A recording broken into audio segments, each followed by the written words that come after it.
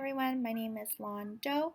I will be discussing the current antitrust laws and the changes necessary for businesses to grow. Antitrust laws were created originally for businesses, not specifically for healthcare. I will be discussing the Sherman Act and the Clayton Act and the changes that should be implemented to cover healthcare organizations. First, we're going to start off with the Sherman Act. The first act that I would like to discuss is the Sherman Antitrust Act. It comes in two sections. This first section restricts trade or commerce within the states or foreign nation. The second section restricts monopoly. The purpose of this is to refrain from monopoly creation and sustain competition. These antitrust laws limits market power for healthcare organizations.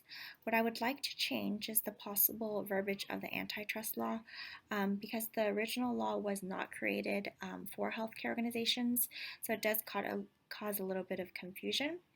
The verbiage within the antitrust laws are vague and does not offer a detailed criteria where businesses can follow. The solution is to offer modifications in the antitrust laws, a more detailed understanding of the laws pertaining to the healthcare business field or sector, and this will allow for growth in the marketplace without having to worry about violating antitrust laws. Some other solutions for the Sherman Antitrust Act or changes would be to include well-defined guidelines to prevent a monopolistic characteristic. It allows businesses to grow without placing limitations. Organizations should be allowed to maximize or go beyond constraints. Possible changes that could be implemented is that there's an exemption for possibly 3 years from any antitrust litigation. After the 3 years, organizations can be evaluated to see if they have violated antitrust laws. This also promotes innovative creations within hospitals without the fear of lessening the competition in the marketplace. One item that the Sherman Act addresses is illegal price fixing in the healthcare. Based on the trend of higher prescription medication, I believe that government should regulate prices in the pharmaceutical industry. Medications and treatments for illnesses are increasing due to the innovative technology. Government should be in control of setting the prices at a fixed rate and not allowing for pharmaceutical companies to increase or lower medication prices based on the supply and demand. This will also mitigate the illegal price fixing. Antitrust laws also utilizes the rule of reason analysis. The rule of reason analysis is based on a geographic, demographics, and products presented in the market's current state and future implications. I believe that this form of analysis cannot factor in the changes that could be presented in the future. This is an unfair interpretation based on a probable effect on competition. This allows for a subjective judgment in court.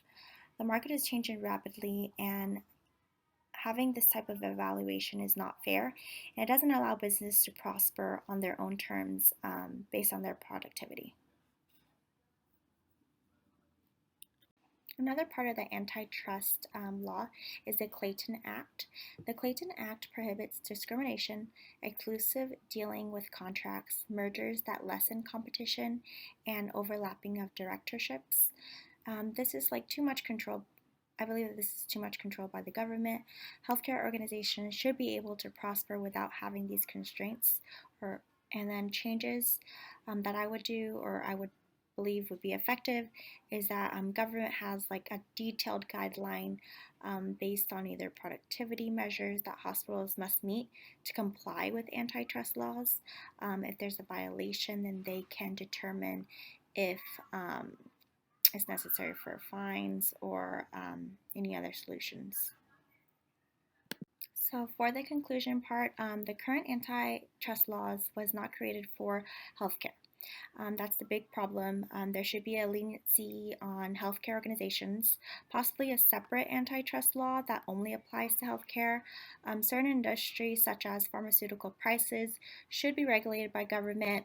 That way, there's a fixed price, there's no rise in prices, increase in prices.